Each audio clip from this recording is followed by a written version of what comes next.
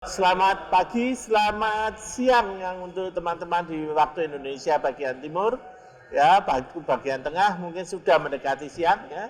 Sekali lagi kita di eh, dalam podcast untuk pusat sengketa, solusi mediasi sengketa. Topik pada hari ini kita akan mengangkat suatu topik yang betul-betul hot ya, yang betul-betul hangat di lingkungan kita dan menjadi pembicaraan dari warung, mall, bahkan di telepon medsos pun semuanya membicarakan hal ini. Topik itu adalah daring versus luring. Oleh sebab itu dalam kesempatan ini kami mengundang uh, dua narasumber yang sangat berkompeten dan sangat berpengalaman panjang sekali tentang hal ini. Yang pertama, kami perkenalkan Bapak Supriyono, silakan Pak mengenalkan diri. Baik, terima kasih. Saya Supriyono, kebetulan Ketua Komite Sekolah SMP Negeri 5 Yogyakarta. Ya. Dan yang kedua, ini berpengalaman tahunan dalam menangani siswa ya, yang dalam posisi kali ini, kalau dalam posisi tahun-tahun seperti ini, itu sering diragukan apakah bisa untuk begitu saja berubah. Ibu Nur, silakan Bu Nur, memperkenalkan diri Bu Nur. Ya, Assalamualaikum, saya Ibu Nuryani Agustina, Kepala Sekolah SMP Negeri 5 Yogyakarta. Selamat bergabung bersama kami. Ya, terima kasih Pak Supri dan Bu Nur. Ini kami ini dapat masukan dari berbagai pihak. Juga ada surat dari berbagai pihak yang ingin menanyakan masalah sebetulnya masalah topik yang ini ya, luring versus daring. Nah, untuk memulainya ini kami ingin mohon Ibu Nur bisa menjelaskan kepada kami sebetulnya masa pandemik ini Bu. Apa sih metode pembelajaran kita itu seperti apa Bu? Apa sih yang dimaksud luring itu sebetulnya Bu? Ya, Prof. Masa pandemi diawali tahun 2020 ya Prof. Kami segera mencari solusi bahwa untuk protokol kesehatan maka KBM berjalan dengan metode daring dengan menggunakan aplikasi Google Classroom dan Google Meet yang include. Tentu ini menjadi satu adaptasi baru baik bagi guru dan bagi siswa dan juga orang tua. Namun untuk efektifnya untuk pencegahan dari COVID tersebut, maka metode daring ini yang paling efektif untuk mengurangi efek dari berkembangnya atau meningkatnya penderita COVID. Ya, Bu, ketika itu di sekitar bulan Maret April ya Bu ya, yeah. 2020. Begitu teman-teman guru Bu diberitahu sekarang harus pakai Google Meet, sekarang harus mulai pakai daring jarak jauh. Persiapan perasaan para guru pada saat itu bagaimana Bu? Iya. Ya, barangkali kalau di SMP Negeri 5 ini sudah menggunakan media internet ya, sehingga kami membutuhkan untuk peningkatan kepenguasaan dari IT bagi guru-guru. Tentu ini hal baru ya. Barangkali juga ada guru yang tidak begitu familiar sekali dengan komputer. Namun dengan cepat kami melakukan persiapan pendampingan dari guru-guru IT untuk memberikan pemahaman bagaimana metode daring itu akan dilaksanakan. Ya, baik penguasaan medianya, materinya, strateginya. Ini kami mengadakan workshop ya, dengan mengundang pakar baik dalam bagaimana menghadapi siswa di dalam tatap muka, bagaimana konten yang harus disampaikan pada saat yang begitu pendek, maka materi-materi esensi itulah yang akan disampaikan. Lebih banyak anak-anak menggunakan kesempatan sebaik-baiknya untuk bertemu dengan guru ketika kurikulum ini jamnya berubah. Yang biasanya anak-anak sampai jam 2:30, ini hanya dibatasi sampai jam 11:30 pun itu di depan kamera dari peralatan anak-anak dan guru. Ya, ini Pak Supri, tentunya sebagai orang tua hal ini mengejutkan. Orang tua ini di dua belah pihak, Pak. Satu di pekerjaan dikejut-kejutkan, yang kedua di sisi anak terkejut-kejut juga. Nah, ini gimana Pak? Pada waktu itu sekitar bulan Maret April ini apa yang terjadi Pak sebetulnya secara psikologis? Iya,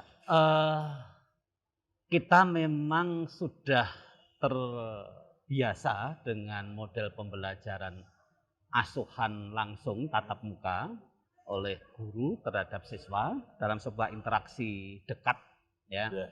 Ya artinya memang kemudian timbul semacam kekagetan ya, secara kultural juga saya pikir selain secara psikologis, bahwa dari biasanya orang tua memasrahkan anak dari jam sekian sampai sekian ke sekolah, ini orang tua sekarang harus mendampingi sampai tingkat tertentu di rumah.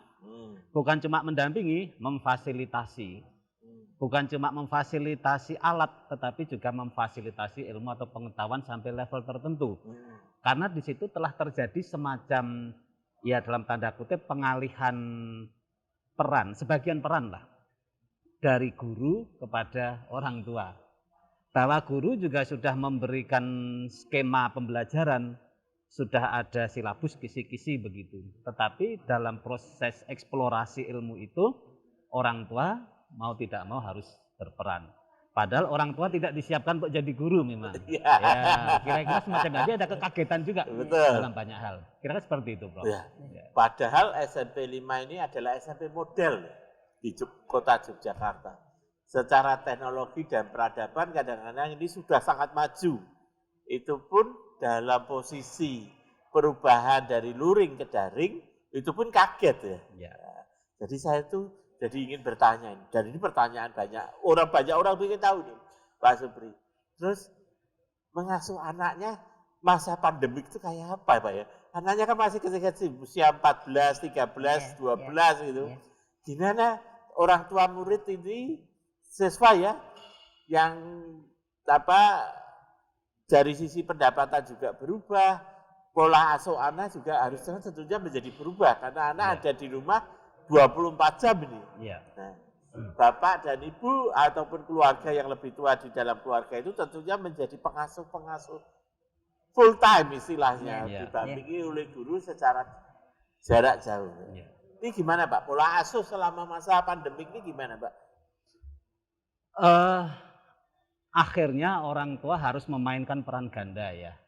Satu sebagai peran keluarga seperti biasanya sebagai sebuah ikatan unsur-unsur pribadi. Yang kedua orang tua memainkan peran sebagai pendidik, selain pengasuh sebagai pendidik. Nah ada, kalau saya boleh buat kategori, ada sejumlah implikasi sebenarnya. Yang pertama, dari biasanya orang tua sudah pasrah titip ke sekolah ya Bu ya, sudah monggo. Sekarang orang tua harus jadi pengajar juga, dalam tanda kutip tentu. Nah, dari mengajar itu dibutuhkan semacam akhirnya ilmu mengajar juga, ilmu mendidik juga begitu. Nah, padahal mereka bukan tidak ya, tapi sebagian besar di antara para orang tua adalah tidak berbasis pengetahuan ilmu mendidik atau ilmu mengajar. Terus mereka juga harus mengeluarkan biaya lebih besar ya untuk ya pembelian fasilitas tadi. Saya kategorikan kalau yang pertama tadi ada perubahan tuntutan pedagogis, yang kedua ini tuntutan fasilitatif karena orang tua harus menyediakan fasilitas. Yang ketiga adalah juga tuntutan literatif ya, literasi.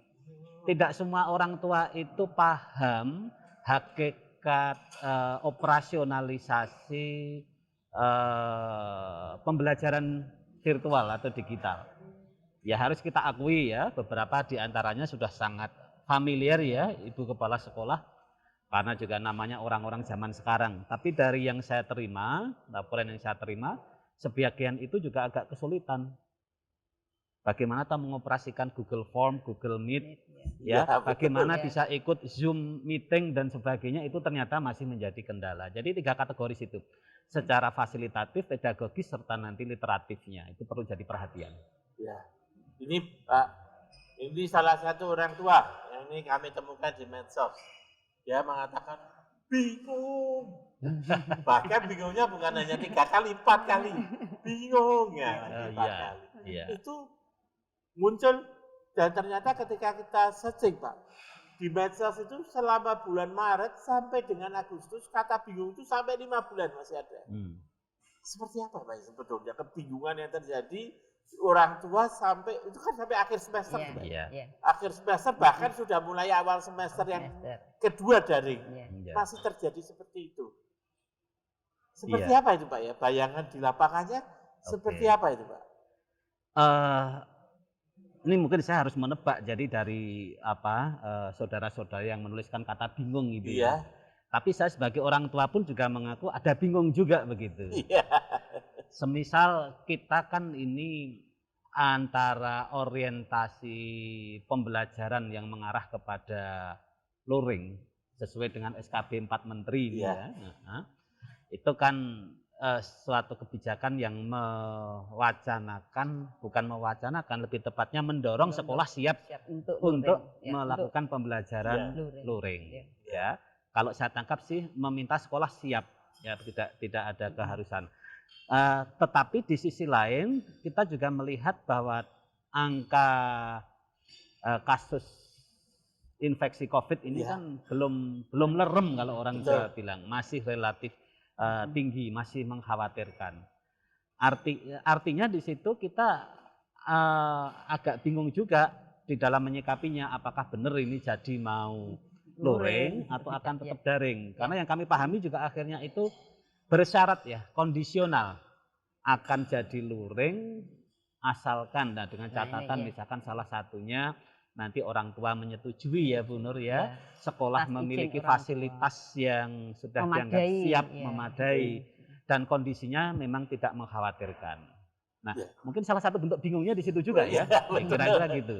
Bingung di level kebijakan yang belum tidak juga menentu ya, karena memang kondisi pandemik di masyarakatnya juga masih naik turun.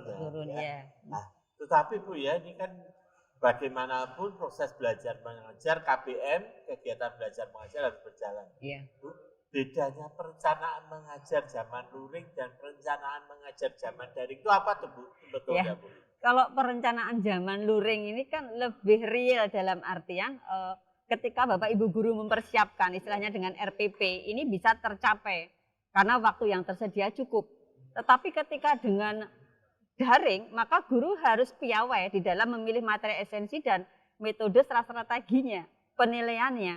Nah ini bagaimana guru mengatur istilahnya durasi yang sekian menit ini mampu untuk memahamkan siswa, konsep-konsepnya bisa masuk. Maka diharapkan oleh guru ini betul-betul menguasai media, metode, dan strateginya. Ya. 2 jam dengan 40 menit ini akan berbeda. Dengan anak-anak yang barangkali sudah merasa capek, ya, maka ini guru memang dituntut secara arif bijaksana untuk menyajikan pembelajaran yang menyenangkan, luring, tetapi anak-anak dalam situasi daring, sehingga di sini tidak ada semacam intimidasi, ya. Tugas-tugas pun itu berwujud sebuah problem based learning, ya. Artinya anak diberikan keleluasaan di dalam mengeksplor, ya, pengalaman mereka, kemudian dituangkan di dalam tulisan lisan maupun tertulis. Karena kalau di sekolah kami memang anak-anak ini presentasi berkelompok tetapi dengan BA, ya. Tapi untuk pelaksanaan pembelajaran ini menggunakan Google Classroom dan dengan Google Meet, sehingga walaupun berkelompok ini anak-anak bisa saling memberikan dukungan. Nah, ini yang perlu dikuasai oleh guru sebagai istilahnya ujung tombaknya pembelajaran, dan kita harus siap daring. Kenapa? Masyarakat sudah dimulai ini istilahnya sudah dimulai dengan daring, ya. Mau tidak mau ini kembali pada pemerintah menyiapkan infrastruktur, ya. Sekolah pun demikian. Dulu ini Pak Pri ini memberikan tambahan dari 10 MPBS menjadi 120. Ini kan luar biasa, harus kerjasama antara komite orang tua dengan sekolah. Untuk apa? Mewujudkan kelas daring yang menyenangkan. Jadi efikasi dari kelas daring ini cukup tinggi. Ini Bu ya, ini saya buka dari medsos Kumparan, ini Mahadian 123. Salah satu dari problematika yang dirasakan pendidik yang pertama itu masalah kesulitan mengelola pembelajaran. Ini betul Bu yang terjadi. Ini saya bertanya, katanya untuk merencanakan, mempersiapkan materi daring. Kalau dulu saya bangun jam 5, siap rumah tangga, jam 6 saya langsung 7, saya sudah siap belajar, karena saya sudah hafal. Tapi sekarang karena daring, saya setelah harusnya sudah tidur jam 9 malam, saya tidak bisa tidur, harus bekerja sampai pukul 11 untuk mempersiapkan materi. Artinya bobot perencanaan persiapan pengajaran ini 3 kali lipat. Betul itu Bu? Menurut saya tergantung dari materinya.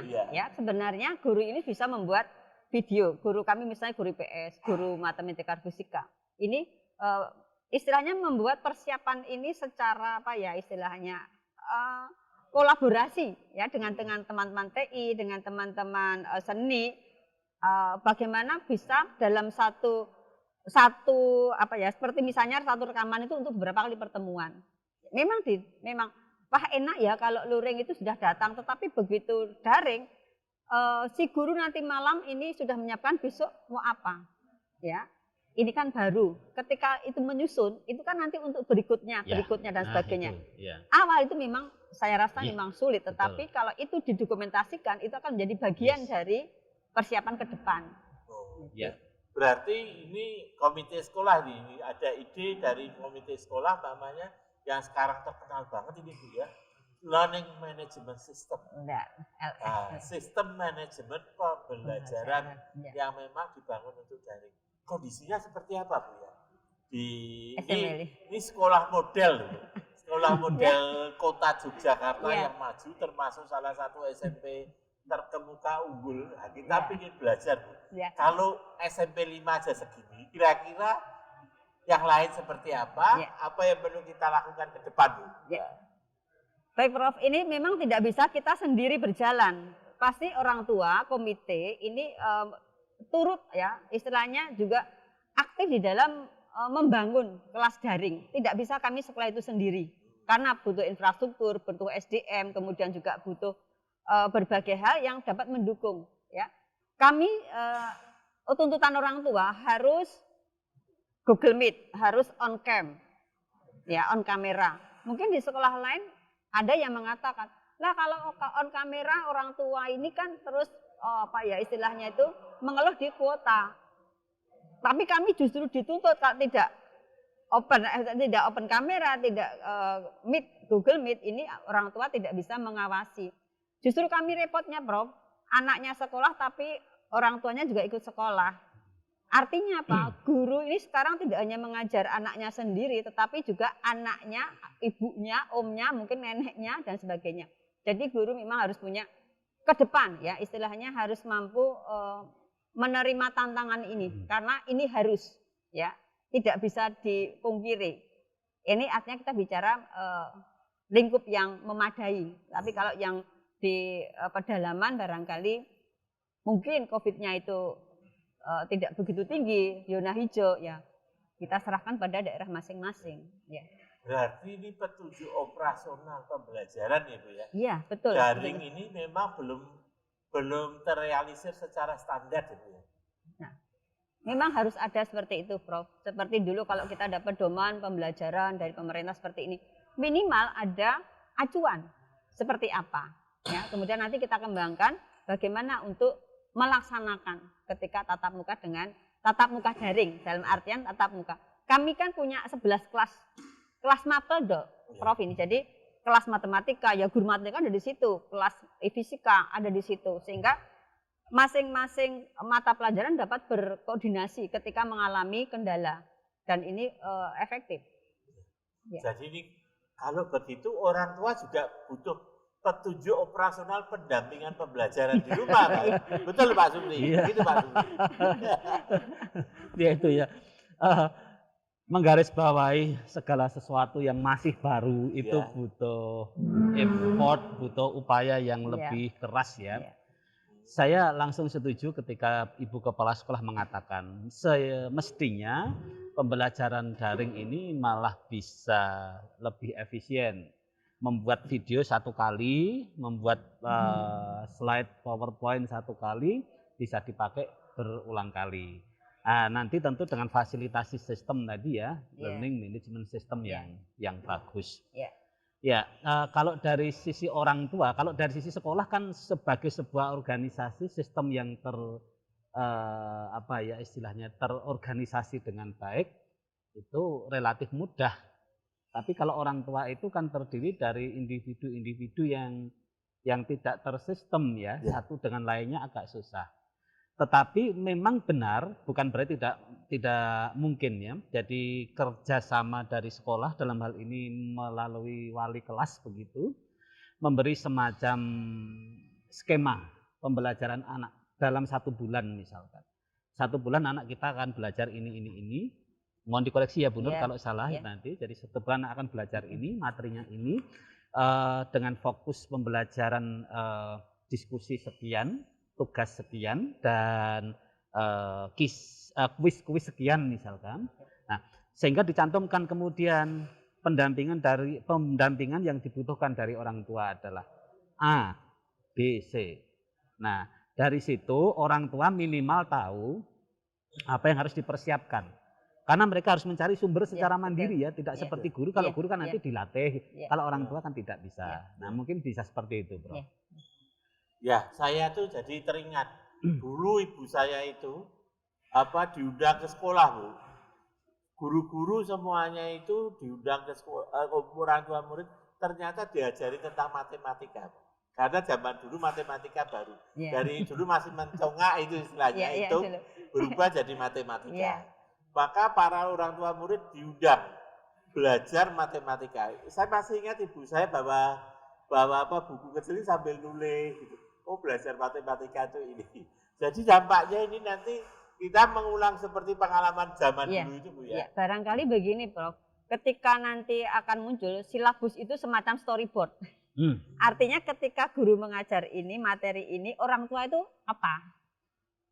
Jadi silabus tidak sesederhana itu, tetapi karena orang tua sudah menjadi bagian dari proses pengembangan anak, baik itu akademik maupun karakter, maka ini silabus plus begitu istilahnya, atau nanti pernah mau memberi nama apa silabus daring, karena ada petunjuk di mana keterangan itu orang tua harus apa. Tadi seperti Pak Supri tadi menyampaikan, silabus tidak hanya sekedar itu materi, tapi bagaimana strateginya, pendampingan orang tua bagaimana, kapan itu dilakukan. Nah ini barangkali sudah semacam SOP. Jadi kalau saya sebutkan saya ada di sini, nanti ada di mana, siswa ini harus literasi apa, dan sebagainya. Nah, apakah dengan silabus baru ya? Iya. New normal, new silabus ya. Apakah dengan silabus baru ini konflik kebingungan orang tua itu bisa berkurang, Pak Supri? Kalau umpamanya kita mulai, katakanlah ini kan 2021, mulai Juli, setiap kali yang diundang bukan anaknya, karena anaknya kalau sudah ketemu sulit kontrolnya, gablokan ketemu teman dan sebagainya. Tapi kalau orang tua kan, kalau kita memang lakukan semacam workshop pendampingan orang tua dengan tadi Ibu Nur mengatakan ini kita perlu silabus baru Gimana Pak Supri? Saya pikir kita apresiasi bila nanti betul sekolah bisa merealisasi pembuatan silabus plus ya Bu. Silabus unggulan kalau konteksnya yang diusung Prof. Indra tadi. Dan saya pikir juga sesuatu yang bisa dipertimbangkan kalau kita ada semacam peer teaching ya. Jadi best practices, pengalaman bagus dari orang tua tertentu dalam mendampingi anak mungkin boleh di-share kepada orang tua. Nah forumnya ya nanti bisa dikelola komite kalau itu sepertinya dalam bentuk peer teaching begitu. Atau kalau mau lebih formal bukan atau ya, dan bisa juga ditambah dengan penguatan kapasitas secara lebih terstruktur formal. Misalkan dengan workshop mendatangkan ahli psikologi pendidikan anak misalkan, ahli pedagogi ya Bu ya, sehingga nanti orang tua itu selain mendengarkan dari sesama orang tua tentang pengalaman mengajarnya, bisa juga mendapat materi baru, betul-betul materi baru dari sumber yang bisa dipertanggungjawabkan. Saya pikir bisa juga dengan workshop. Jadi ini berikutnya nih ada saya ngambil dari apa? Masih dari Kumparan Ibu. Luar biasa di sini banyak ya. Ini juga disebut, Bu, mohon maaf, ini Bapak ini langsung ditanya, tidak semua orang tua mampu membimbing tuh. Bahkan ada yang bilang, sekolah anak saya itu lebih tinggi daripada saya. Dulu saya SD, karena sekolah anak saya sudah SMP. Ini gimana Bu? Ya memang tuntutan Mas sekarang ya Prof, orang tua harus melek teknologi ya, melek teknologi. Nah ini ketika ada sih pengalaman ketika orang tua tidak bisa mengoperasionalkan, maka sekolah harus siap. Istilahnya juga ada parenting. Ya, parenting sekarang tidak cukup parenting secara psikologi. Parenting ini sampai pada bagaimana mengelola anak ketika BDR, belajar di rumah. Ya, ini memang ilmunya sudah berubah. Ya, kadang orang tua tidak bisa mengikuti, maka istilahnya kalau Pak itu paguyuban memiliki peran yang penting untuk memberi apa ya istilahnya penyegaran kepada orang tua terkait dengan kondisi terkini. Anak-anak kita itu mau kemana, kemudian kita mau mengantarkannya bagaimana. Nah ini perlu ya. Jadi ya kalau kita lihat kita dulu matematiknya seperti itu. Sekarang loh itu dulu waktu SMP, kenapa sekarang di SD sudah? Ini kan perkembangan ilmu. Nah ini tidak semua orang tua kan dari bidangnya. Otomatis kita harus tadi kolaborasi dengan ahlinya. Artinya orang tua bersepakat misalnya.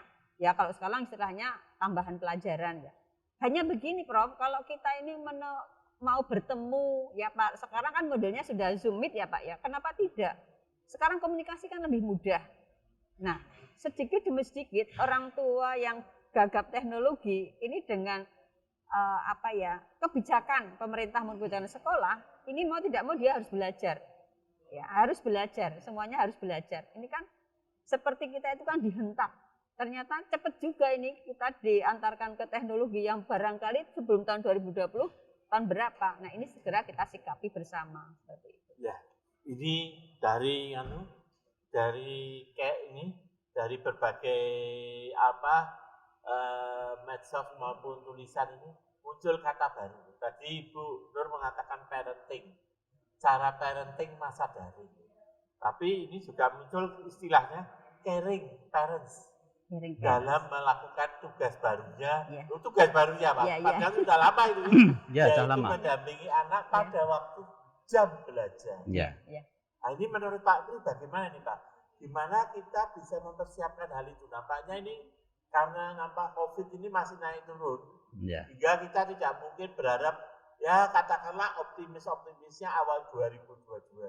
Tapi kalau kita lebih baik kita bersiap untuk yang kurang bagus daripada yang terbagus. Kalau yang kurang bagus, kita siap terus. Ya. Ini gimana Pak? Istilah kata parenting ya, dalam masa daring atau disistilahkan di medsos caring orang tua. Peran baru tadi ada peran baru ya. Sebenarnya kalau dalam filosofi pendidikan yang digagas Ki Hajar Dewantara, itu kan ada tripusat pendidikan. Ada sekolah, ada keluarga, kemudian ada masyarakat. Jadi hakikatnya peran orang tua dalam menyukseskan pendidikan itu bukan sesuatu yang baru begitu ya. Ya hanya saja ketika sistem selama ini cenderung bertumpu pada tanggung jawab sekolah begitu. Kalau sebagian orang malah mengistilahkan menitipkan anak ke sekolah gitu. Seolah lepas bebaslah tanggung jawab orang tua di dalam membantu suksesnya pendidikan. Tapi begini, jadi kalau saya melihat memang tidak pernah bisa parsial ya Prof. Tidak bisa kapan oleh sekolah, kapan oleh orang tua, dan kapan oleh masyarakat. Mungkin yang saya maksud dari teman-teman di medsos itu adalah bahwa kan kadang-kadang memang ternyata itu orang tua masih harus terlibat jauh dari kapasitas yang mereka punyai. Ya, nah itu menurut saya mungkin bisa diluruskan dengan sekolah, dalam hal ini guru, memberikan kerangka proses belajar pada anak yang lebih terarah begitu. Artinya misalkan tujuan pembelajaran kita akan menggunakan video. Sekolah sudah secara spesifik memberikan deskripsi video yang dibutuhkan. Ya, durasinya, temanya, terus pesan moralnya, begitu. Nah, itu sudah ada tentukan. Karena ketika misalkan hanya disampaikan carilah video tentang ini, masih sangat generik, umum gitu, mungkin ujung-ujungnya anak juga akan kerepotan. Sehingga orang tua pun harus melampaui kapasitasnya untuk bisa membantu. Tapi kalau misalkan tersistem, sekolah sudah punya deskripsi yang sangat lengkap, anak-anak kamu carilah ini. Nah, cerita pendek, sekian halaman, sekian paragraf ya Ibu ya, yang mengandung kata kunci ini, mungkin akan lebih mudah. Tapi ketika carilah cerpen, ya mungkin nanti menjadi terlalu luas sehingga orang tua juga akan kerepotan. Nah yang selanjutnya Bro, bahwa orang tua sebagian masih harus membiasakan dengan, saya menyebutnya memang literasi digital ya. Itu tetap sesuatu yang, ya oke, kita tetap prihatin, tetapi itu bukan berarti kita harus hindari. Jadi artinya literasi digital untuk orang tua itu sesuatu yang memang niscaya ya. Ke depan dunia kita semakin digital kan kira-kira begitu. Jadi bukan terus aku nggak bisa maka aku akan kembali saja ke non digital gitu. Kira-kira gitu, Prof. Ini hasil survei ya, ya. Pada waktu kemarin di tahun 2020 yang sampai kita melakukan survei Tempo itu dari sekitar 3.215 guru-guru yang ada di DKI, Jawa Barat, DIY, Jawa Tengah, Jawa Timur, Banten, Kalimantan ini ya dilakukan survei oleh Tempo. Ternyata itu 49,36% guru itu mengatakan, tatap muka luring aja Januari 2021. Tetapi kenyataannya di lapangan, ternyata dari sekitar 3.215 yang setuju sekolah tatap muka ini 2021, ternyata hanya 10 sekolah yang sudah mulai mempraktikkan pada Januari, tetapi yang lain tidak sampai dengan hari ini. Nah, ini luar biasa. Luar biasa. Terus dari 45,27% yang guru yang tidak setuju atau sekitar 2.948 guru yang tidak setuju dengan tatap muka tetap daring, dan juga sekitar 350 guru yang ragu-ragu untuk menjalankan sekolah tatap muka ya. Itu ternyata hanya 2 yang betul-betul menjalankan sekolah tatap mukanya. Karena apa? Karena daerahnya sudah zona hijau. Nah, ini. Jadi kenyataan di lapangan ini beda. Keinginan ada Pak, tapi realitas ya. Para guru ternyata juga sekolah cukup realistis. Jadi tidak begitu saja menerima, katakanlah silakan daring, silakan luring gitu. Ternyata para guru walaupun tetap ingin luring, tapi melihat kondisi masyarakat yang belum siap, ya tidak siap. Jadi komunikasi nampaknya ini memang jadi penting sekali. Kita data ini ya. Bu, kalau ini kan kita sudah di 2021 ya. Sudah tidak di 2020. Nah, menurut Ibu ini gencar. Pak Menteri juga melalui SKP Menteri juga pinginnya luring. Tetapi Dinas Kesehatan di daerah-daerah mengatakan jangan dulu. Dokter, Ikatan Dokter Anak di masing-masing daerah bilang tidak bisa loh ada mencegah anak lari-lari, ngobrol, lepas masker dan sebagainya. Tidak pakai face shield, jaga jarak, tidak bisa loh.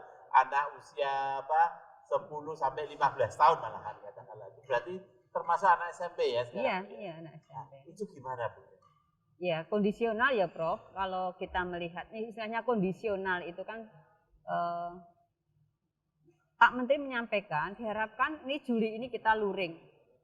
Tetapi ketika kita tidak memprediksi bagaimana tingkat apa ya istilahnya tingkat penambahan varian virusnya sendiri, juga perilaku masyarakat yang belum mampu untuk tertib, maka pilihannya ya hanya daring. Tetapi tidak menutup kemungkinan sekolah juga harus memiliki alternatif, yaitu bisa daring, bisa luring. Artinya karena SKB 4 Menteri itu kan disampaikan bahwa anak boleh sekolah ketika mendapatkan izin dari orang tua. Ya, jadi ketidakhadiran anak misalnya pada waktu luring dilayani juga dengan daring. Ya, artinya sekolah harus siap daring. Suka tidak suka. Ya, artinya GoFood, GoSend kan sudah jalan. Ini kan harus GoSend-nya ilmu juga harus dikuasai. Ya, terkait dengan care parent tadi mungkin ada ini ya Pak, ada video yang mengajar anaknya sampai ada kekerasan misalnya seperti itu. Nah, ini guru dalam memberikan tugas ini juga harus proporsional dengan mata pelajaran yang lain. Saya kira ketika disampaikan apakah ini sampai 5 tahun atau 2 tahun 22, daring lah guru-guru harus menyiapkan itu. Tugasnya pemerintah adalah menyiapkan infrastruktur bagi daerah-daerah yang belum bisa terjangkau internet, itulah petugasannya. Karena kan tidak bisa katakan loose generation, loose learning kan seperti itu. Nah, ini menjadi PR ya tentu saja. Tapi bagi kota-kota besar saya kira sudah tidak ada masalah tentang daring saya kira. Dan itu diharapkan bisa dilaksanakan untuk tahun-tahun ke depan. Jadi ini Pak Supri, menurut dari sisi orang tua, supaya ini kan tadi artinya mikirnya sudah, pemikiran kita mungkin berbeda, ya bukan harus luring, justru sekolah harus siap menjalankan servis ya, pelayanan daring bagi yang belum bisa masuk, pelayanan luring sebagian juga bisa yang sudah siap untuk masuk. Artinya kita tidak pilihan luring daring, jangan dipertentangkan, tapi dipersiapkan dua-duanya. Nah, menurut orang tua apa saja sih yang seharusnya dipersiapkan oleh sekolah agar sekolah ini bisa mendampingi ya siswanya dalam daring, sekaligus tetap bisa juga luring walaupun sebagian. Ya. Saya rasa kalau persiapan sekolah ya itu secara fisik begitu, sarana prasarana kesehatan, kebersihan itu sesuatu yang sudah mutlak ya. Tapi juga tak kalah pentingnya adalah kesiapan secara administratif. Ya. Administratif itu pendataan secara terinci tentang apa-apa yang boleh dan tidak boleh dilakukan. Jadi misalkan sekolah membuat SOP tentang penanganan proses pembelajaran tatap muka di kelas. Secara rigid, harus rigid. Ada checklistnya kalau perlu. Ada checklist, bukan sekedar SOP, ada checklist. Nah, di situ segala sesuatu. Terus nanti mungkin masih perlu juga penambahan rekomendasi dari pihak-pihak yang terkait. Dari gugus tugas COVID misalkan ya. Secara prosedur juga nanti pengecekan suhu ya. Terus mungkin juga, cuman mungkin agak butuh biaya ya, mungkin agak susah untuk beberapa pihak. Misalkan tes, saya tidak menyebut nama, tapi tes COVID begitu ya, dengan harga yang terjangkau tentu, apapun nanti ya, secara periodik misalkan ya. Nah, secara periodik aja, tidak usah reguler. Tapi begini, menurut saya ada hal yang perlu dipahami bersama sebelum kita sampai kepada keputusan apakah akan luring atau tetap daring. Bahwa pertemuan luring di masa pandemi seperti ini tidak akan pernah bisa sama persis kondisinya dengan ketika luring sebelum pandemi. Bahwa anak belajarnya dibatasi waktu, dibatasi jarak, dibatasi interaksinya juga. Bahkan materinya pun juga tetap dibatasi begitu. Nah, dari pembatasan termasuk pembatasan penjemputan ya Ibu Kepala Sekolah, tidak boleh ditungguin, harus jemput tepat waktu dan seterusnya. Nah, tapi begini, jadi ketika ada sebagian orang yang menginginkan anak sekolah luring dengan didasari pemikiran luring sebagaimana sebelum pandemi, tentu itu perlu kita luruskan. Bahwa luring yang akan kita hadapi adalah semi luring ya, atau luring terbatas dalam banyak hal. 2 jam. Bahwa harapan boleh dibilang cita rasa pendidikan selama luring selama pandemi dengan luring dengan sebelumnya, sebelum pandemi maksud saya, itu akan berbeda. Nah, terus dikomparasi atau dicoba komunikasikan, kira-kira sebanding nggak ya dengan risikonya, misalkan begitu. Ya, artinya risiko kesehatan, terus juga nanti ada risiko bukan risiko lah, mungkin yang lainnya itu ada konsekuensi, biaya tambahan ya, dampaknya. Nah, itu perlu juga dipahami bersama. Ini tentu bukan dalam maksud untuk mengendorkan, tapi maksudnya bahwa ketika kita betul akan luring, itu nanti dipahami segala aspeknya dengan saksama. Saya rasa gitu. Ya. Ini Bu Nur, ada satu pertanyaan dari para netizen kita. Bu, materi sulit atau sangat sulit dan praktikum kan tidak bisa diberikan secara daring. Terus gimana, Bu? Ya, pertanyaan yang luar biasa. Ketika praktikum ya, kalau misalnya fisika itu kan mesti praktikum, itu bagaimana ketika anak-anak ini tidak bisa? Kalau kami ya, anak-anak ini kan SMP. Ketika tidak bersentuhan dengan alat-alat yang hanya memang ada di sekolah, itu anak-anak diberi keleluasaan untuk memvideo praktikumnya, nanti akan diserahkan kepada gurunya. Ya, jadi untuk LK, lembar kerjanya dari guru, yang guru itu bisa menggunakan sumber belajar di sekitar siswa sebagai bahan untuk praktek. Itu kan justru lebih kontekstual, itu lebih mengena dan bermakna seperti itu. Nah, ini memang harus kepiawaian guru tadi, bagaimana bisa memanfaatkan seoptimal mungkin dari sumber belajar yang bisa digunakan untuk anak-anak sebagai ruang eksplor. Nah, yang sudah kami lakukan teman-teman guru itu, IPA misalnya, bahkan nari, olahraga, nyanyi, ini anak-anak itu mengirimkan videonya. Ini jadi seperti itu. Berarti kapasitas ini saya membayangkan dengan ini kita ya sebagai orang tua ketika dulu belajar, kapasitas anak-anak sekarang ini luar biasa. Ya. Terpacu, harus bisa buat video, harus bisa berbicara lewat virtual, WA group dan sebagainya. Wah, ini luar biasa. Nah, kalau orang tua Pak, ini kan kemampuan yang luar biasa. Sudah melalui kita, mohon maaf ini Pak, bukan mengatakan kita tidak bisa, tapi kan buat orang tua hal ini baru.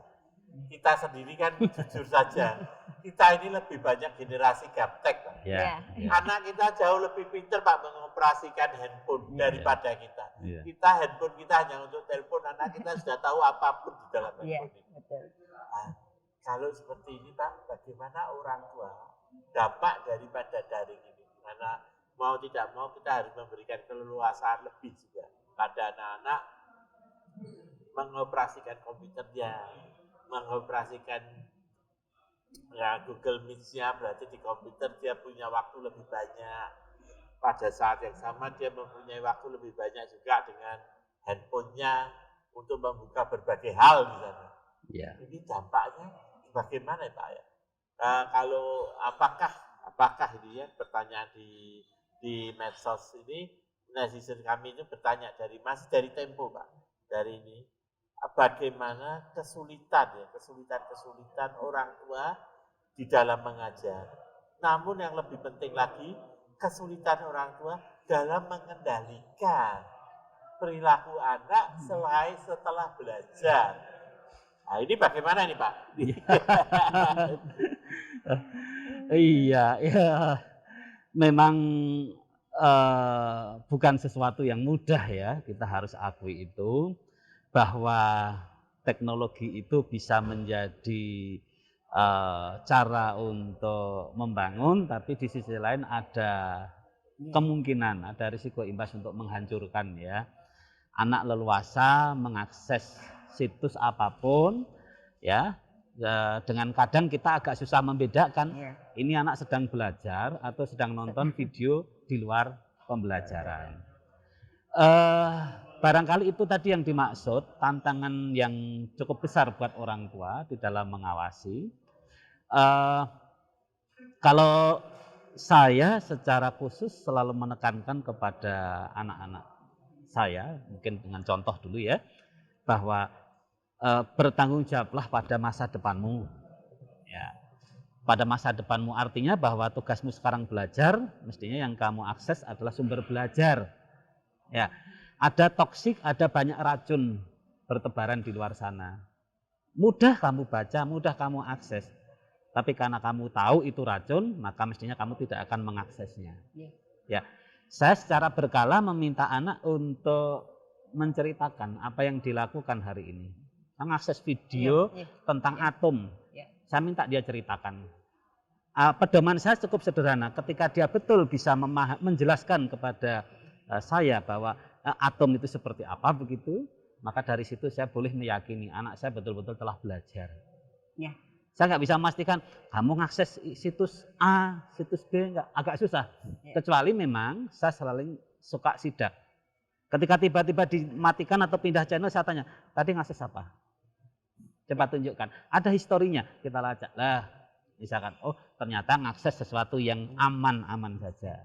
Mungkin seperti itu, Prof. Sebenarnya sekolah juga sudah membekali ketika anak-anak ini ada program di mana anak-anak mendapatkan sosialisasi bijaksana, cerdas di dalam menggunakan media sosial, ya, baik itu dari Kominfo, dari kepolisian, dari BNN, ya.